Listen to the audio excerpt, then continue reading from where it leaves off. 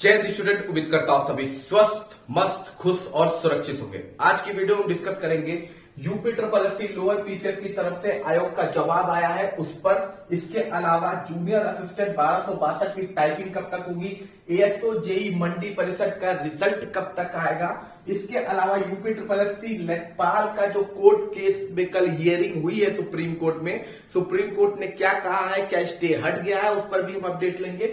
इसके अलावा मुख्य सेविका की ज्वाइनिंग कब तक हो सकती है और मुख्य सेविका का जो आज केस था उसमें भी जो क्या अपडेट्स है, कैसे आपके केस में सुनवाई में तेजी आएगी, सब पर अपडेट लेंगे। उससे पहले चैनल पे जो नए हैं चैनल को लाइक और सब्सक्राइब जरूर कीजिएगा। चलिए चलते हैं वीडियो की ओर। तो सबसे पहले बात कर लेते हैं UP triple SC lower PCS भर्ती को लेके। आज से 3 दिन पहले जो बात मैंने कही थी आपसे कि देखिए आपकी जो लोअर पीसीएस की भर्ती है उसके चांसेस ये लग रहे हैं कि वो पेट 2024 से आ सकती है, ठीक। लेकिन आयोग की तरफ से देखिए इसके ऊपर क्वेश्चन पूछा गया था कि लोअर पीसीएस की भर्ती कब तक आ सकती है, तो आयोग की तरफ से ये कहा गया है कि उनके पास अलग अलग विभाग से भर्ती आ चुकी है, मतलब कितनी सीटें खाली है सारा ब्यौरा आ गया है। जो आयोग है वो एनालिसिस कर रहा है। अब देखिए एनालिसिस प्रोसेस में आयोग को कितना समय लगता है, और जहां तक मुझे लगता है कि इसके चांसेस ये है कि हो सकता है ये भर्ती पेट 2024 से आए, ठीक है, क्योंकि पेट 2023 से आने के चांसेस कम ही लग रहे हैं। मुझे जहां तक लग रहा है कहीं लोअर पीसीएस से पहले यूपी ट्रिपल एससी पेट 2022 का नोटिफिकेशन आपको देखने को ना मिल जाए। लेकिन अगर ये पेट 2023 से भर्ती आएगी तो ये इसके चांसेस होंगे कि ये भर्ती आपकी अगस्त सितंबर के आसपास आपको देखने को मिल सकती है, अगर पेट 2023 से इस भर्ती को आना है तो। अदरवाइज ये मान के चलिए कि ये भर्ती आपकी पेट 2024 से ही आएगी, क्योंकि मुझे लगता है सितंबर अक्टूबर के पास आपको एग्जाम कंडक्ट होते हुए दिख जाएगा पेट 2024 का, ठीक है। तो अभी तक पेट 2023 से लगभग 7 से 8 भर्तियां आ चुकी हैं। हो सकता है अगर मैक्सिमम कोई भर्ती हो तो जेई की कुछ भर्तियां इसमें ऐड हो सकती हैं, जिसमें सिविल इंजीनियर की सीटें बढ़ाई जा सकती हैं। इसके अलावा mechanical engineer, electrical engineer, agriculture related engineering पे भी हो सकता है भर्ती आपको देखने को मिल जाए। अब हम बात कर लेते हैं अगली इंपॉर्टेंट अपडेट की, जूनियर 1262 की टाइपिंग कब तक होगी। तो मैंने जो आपको पहले ही बता रखा है कि ये जो टाइपिंग की डेट है ये आप ये मान के चलिए 4 जून के बाद ही कंडक्ट कराई जाएगी। इसका रीजन ये है कि देखिए UP triple SC present time में सिर्फ डीबी कंडक्ट करा रहा है, वो भी पुरानी भर्तियों की, जैसे कंबाइंड टेक्निकल जो 2016 की भर्ती है, इसके अलावा वीडियो री एग्जाम जिसकी 2018 की भर्ती है। तो प्रेजेंट टाइम में वो आपका केवल डीबी कंडक्ट करा रहा है। टाइपिंग के लिए आप ये मान के चलिए 4 जून जब चुनाव कंप्लीट हो जाएगा उसके बाद मिड ऑफ जून में या लास्ट वीक ऑफ जून या मिड वीक ऑफ जून में आपको टाइपिंग का देखने को मिल सकता है। तो जो बच्चे इसकी प्रैक्टिस कर रहे हैं या अभी भी थोड़े स्लो है तो प्लीज आप अपनी पूरी कोशिश कीजिए। जो बहुत सी भर्तियों के इस बीच रिजल्ट आए हैं तो आपके सिलेक्शन के चांसेस ज्यादा हो जाएंगे अगर आपकी टाइपिंग अच्छी होगी। अब हम बात कर लेते हैं एएसओ भर्ती, जेई भर्ती और मंडी परिषद का रिजल्ट कब तक आएगा। तो देखिए 4 जून को जब तक इलेक्शन कंप्लीट नहीं होने वाला है तब तक किसी भी तरह का यूपी ट्रिपल एससी रिजल्ट जारी नहीं कर सकता है। भर्ती की प्रोसेस वो बढ़ा सकता है लेकिन रिजल्ट वो जारी नहीं कर सकता है। रिजल्ट वो तब ही जारी करेगा जब इलेक्शन कंप्लीट हो जाएगा। और जहां तक इसकी अपडेट की बात है तो मुझे जहां तक लगता है ये आपका लास्ट वीक ऑफ जून में, ठीक है, लास्ट वीक ऑफ जून में और या फर्स्ट वीक ऑफ जुलाई में देखने को मिलेगा, ठीक है। फर्स्ट वीक ऑफ जुलाई में आपका देखने को मिल सकता है रिजल्ट। और सबसे पहले जो रिजल्ट आपका आएगा वो एएसओ का ही आएगा। एएसओ के बाद आपका जेई का रिजल्ट आएगा और ये दोनों रिजल्ट बन के तैयार है, एएसओ और जेई का। मंडी परिषद के रिजल्ट में थोड़ा भी इश्यू है लेकिन वो भी रिजल्ट आपका जुलाई अगस्त तक आपको देखने को मिल जाएगा। एएसओ का पहले होगा, फिर जूनियर इंजीनियर, फिर मंडी परिषद का आपको देखने को मिलेगा। उसके बाद कंबाइंड टेक्निकल और वीडियो का भी रिजल्ट आपको उसके बाद लगातार देखने को रिजल्ट मिलेंगे। अब हम बात कर लेते हैं यूपी ट्रिपल एससी लेखपाल का कोर्ट में केस था, कल हियरिंग थी सुप्रीम कोर्ट में। आखिर हुआ क्या लेखपाल के केस में। तो देखिए आपका जो केस था वो कोर्ट नंबर जो था कोर्ट नंबर 11 में लगा हुआ था केस, ठीक है, और इसकी हियरिंग की गई। वहां पे आप ऑलरेडी लाइव टेलीकास्ट में अगर देखे होंगे तो आपने देखा होगा कि वहां जज ज्यादा क्वेश्चन पूछ रहा था, अपोजिशन का वकील साइलेंट बैठा हुआ था और जो बच्चों के रिप्रेजेंटेटिव वकील थे उनसे कॉन्टिन्यूअस जज का क्वेश्चन, कॉन्टिन्यूअस हियरिंग उन दोनों के बीच ही चल रही थी।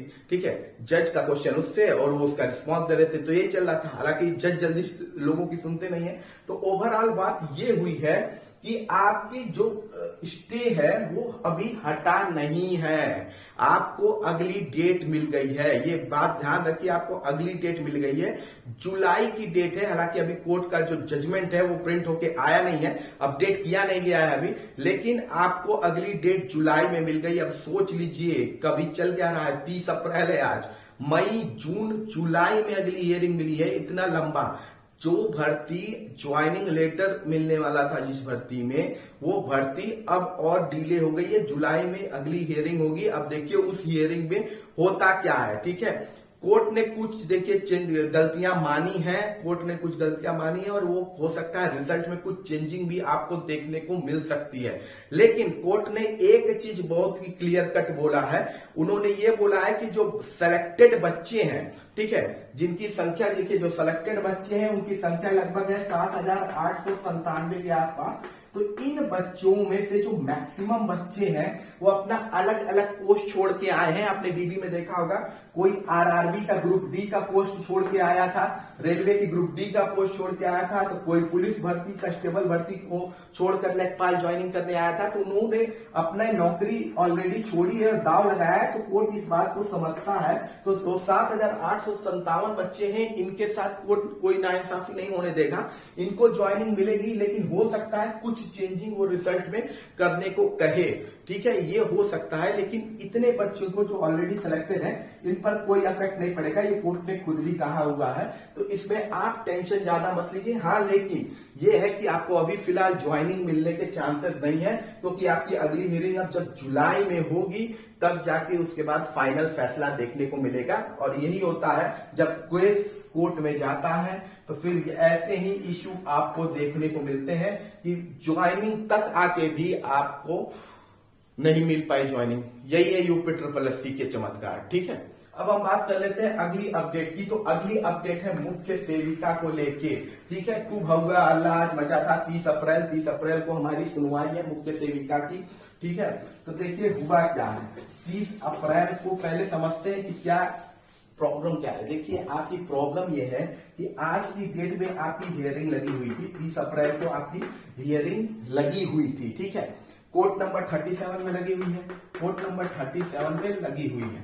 लेकिन जो लिस्टिंग का नंबर है, जो आपके केस का नंबर है, वो नंबर आप जानते हैं कितना लगा हुआ है? ठीक, वो नंबर आपका 4000 के पार है। ठीक है, 4000 के पास है लगभग, मुझे जहां तक याद है 4083 या 87 के आसपास कोई केस नंबर है। एक्सेप्ट मैं थोड़ा फिगर भूल रहा हूं, लेकिन 4083-87 के बीच में आपका कोर्ट का केस नंबर लगा हुआ है। अब सोचने वाली बात यह है कि आपका जो एडिशनल केस होता है उसकी शुरुआत होती है 3001 से। कहां से? 3001 से। तो यहां से मैक्सिमम जो एडिशनल केस सुन लिया जाएगा, 20 केस भी सुन लिया जाए तो बड़ी बात है। 20 केस भी, क्योंकि ज्यादातर फ्रेश केसेस ही कोर्ट सुनता है, तो 20 केसेस भी सुन ले तो बड़ी बात है। और आपका तो पता नहीं 1083 आ गए, 1083 नंबर पे लगा है। तो ये बस एक दिखावे के लिए लगा है। ये आपको बड़ा सोचने की बात है कि पिछले 4 हियरिंग से जो 4 हियरिंग हुई है उसमें आपकी एक बार भी सुनवाई नहीं हुई है, सॉरी डिस्कशन नहीं हुआ है, एक बार भी डिस्कशन नहीं किया गया है। 4 बार आपकी लिस्टिंग लगी है, मैं हियरिंग कह रहा हूं, सॉरी, 4 बार आपकी जो लिस्टिंग लगी उसमें एक बार भी हियरिंग हुई ही नहीं, केवल आपका पास करते चला गया। और जब तक हियरिंग नहीं होगी तब तक आपके केस में कुछ फाइनल नहीं होने वाला है। और हियरिंग होने के लिए करना क्या होगा? हियरिंग होने के लिए आपका जो केस है उसे क्या करना होगा? मेंशन कराना होगा। केस को जब तक मेंशन नहीं कराएंगे तब तक आपके केस की सुनवाई होने के चांसेस बहुत ही कम है एडिशनल केस अगर आपका है। अगर एडिशनल केस मेंशन है तो फिर वो किसी भी नंबर पे हो, कोर्ट उसको सुन लेगा।